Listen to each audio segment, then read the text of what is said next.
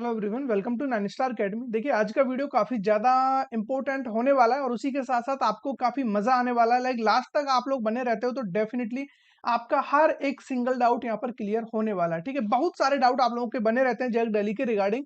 Like सबसे ज़्यादा जो डाउट रहता है वो कैटेगरी से रिलेटेड ही रहता है। आपका क्लास 12th दिल्ली से हुआ है, आप रहने वाले किसी अदर स्टेट के हो।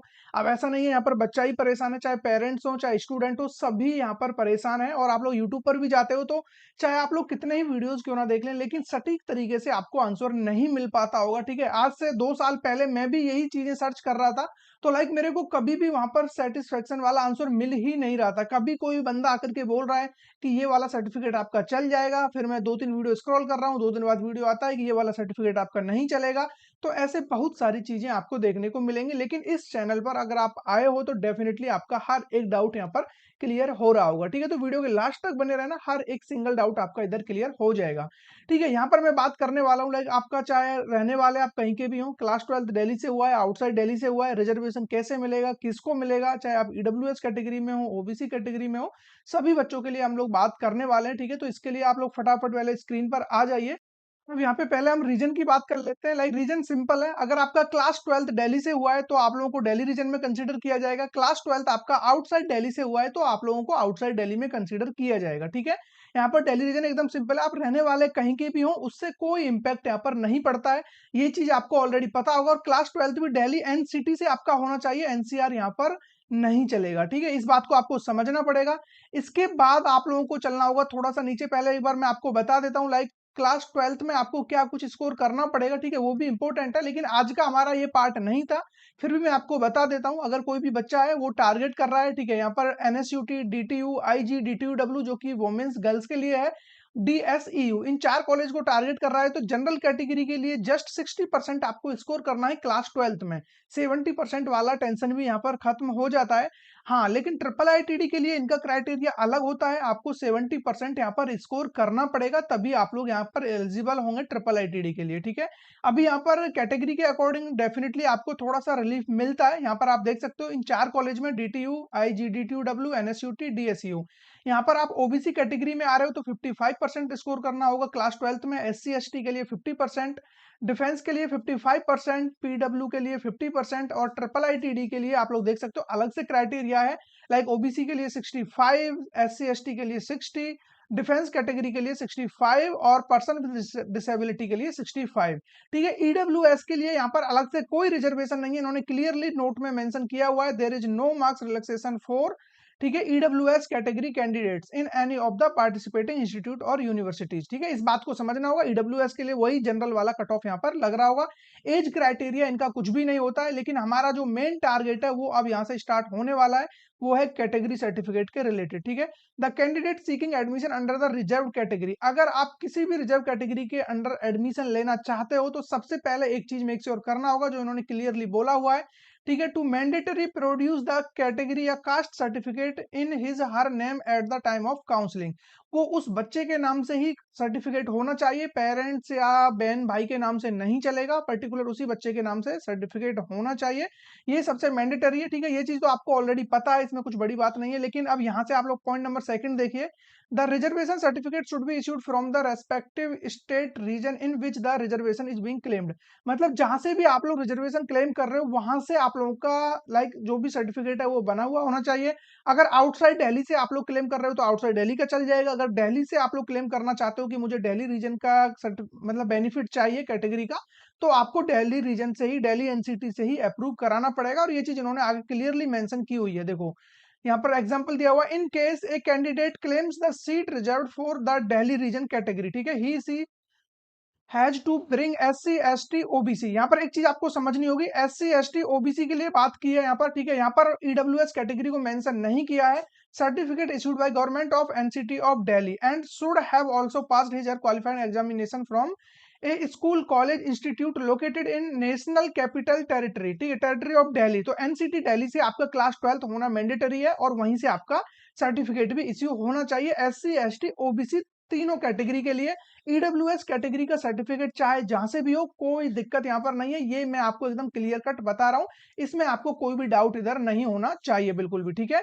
इसके बाद अब आप लोग आ जाइए ओबीसी कैटेगरी के लिए। ओबीसी कैटेगरी की अगर हम बात करें, देखो अगेन हम दोबारा से मैं बात कर लेता हूँ, अगर आपके पास कोई भी सेंट्रल सर्टिफिकेट है या किसी भी जॉब के रिगार्डिंग आप लोगों ने कोई भी सर्टिफिकेट अप्लाई कराया है, तो वो यहाँ पर वैलिड नहीं होगा, इस बात को समझिए। और ओबीसी एनसीएल होना चाहिए, एनसीएल मतलब नॉन क्रीमी लेयर में आप आने चाहिए। तो इसमें क्या होगा, बेसिकली आपका जो फैमिली इनकम है वो 8 लाख से कम होना चाहिए, तभी आप लोग एनसीएल में आ रहे होते हैं, ठीक है। तो ये इजीली बन जाएगा, लेकिन कैसे बनेगा, क्योंकि डाउट तो अगेन वही है ना कि हम रहने वाले अदर स्टेट के हैं, तो हम इसका बेनिफिट किस तरीके से लें, ठीक है। क्योंकि आउटसाइड के हम रहने वाले हैं, दिल्ली से 12th किया है, तो यहाँ से हम सर्टिफिकेट कैसे इश्यू कराएं, सबसे मेन मुद्दा यही है, क्या ये बन भी पाता है या नहीं। तो बिल्कुल बनता है, ठीक है। अगर आप थोड़ा एफर्ट लगाते हो, थोड़ा आप अच्छे मतलब गाइडेंस के साथ काउंसलिंग करते हो, प्रॉपर तरीके से डॉक्यूमेंट्स के लिए आप सजेशन लेते हो, तो डेफिनेटली आपका सर्टिफिकेट बनता है। हम लोग हर साल काफी बच्चों के डॉक्यूमेंट्स बनवाते हैं, फिर चाहे वो किसी भी स्टेट से हो, किसी भी कैटेगरी से हो, तो वो सारी चीजें प्रॉपर तरीके से होती हैं, ठीक है। अगर आपको चाहिए कि इस सबको बैलेंस करने में आपको प्रॉब्लम हो रहा है, तो उसके लिए हमारा एक काउंसलिंग सपोर्ट है 9 स्टार अकेडमी का, ठीक है। चाहो तो आप लोग उसमें एनरोल हो जाइए, और ऐसा नहीं है कि वो जैक दिल्ली में ही आपकी हेल्प करेगा, फिर चाहे कोई भी काउंसलिंग हो, सभी में आपको प्रॉपर तरीके से फुली गाइडेंस दिया जाएगा जब तक आपको एडमिशन नहीं मिलता है। फिर चाहे वो जोसा काउंसलिंग हो, सीसैब हो, जैक दिल्ली हो, जैक चंडीगढ़ हो, आईपीयू हो, ठीक है, यूपी टेक हो, जितने भी आपके नेशनल लेवल के काउंसलिंग है या स्टेट लेवल के काउंसलिंग है या जो पर्टिकुलर इंस्टीट्यूट के काउंसलिंग है, सभी में आपको फुली गाइड किया जाएगा, और उस सब के लिए कोई अलग से चार्ज नहीं किया जाएगा। जस्ट एक सिंगल पेमेंट में जो भी आप लोग प्रोग्राम बाय करते समय करते हो, ठीक है, जिसका लिंक आपको डिस्क्रिप्शन में मिल जाएगा, उसी में आपका सारा काम हो जाएगा, ठीक है। अभी हम लोग मेन पॉइंट पर आ जाते हैं। हाँ, जो सबसे इंपॉर्टेंट चीज है वो आपको यहाँ से समझनी होगी। देखो, ओबीसी एनसीएल या फिर ईडब्ल्यूएस, इन दोनों के लिए ओबीसी या फिर ईडब्ल्यूएस का जो सर्टिफिकेट है, लाइक वो आपका बना हुआ होना चाहिए 31 मार्च के बाद का।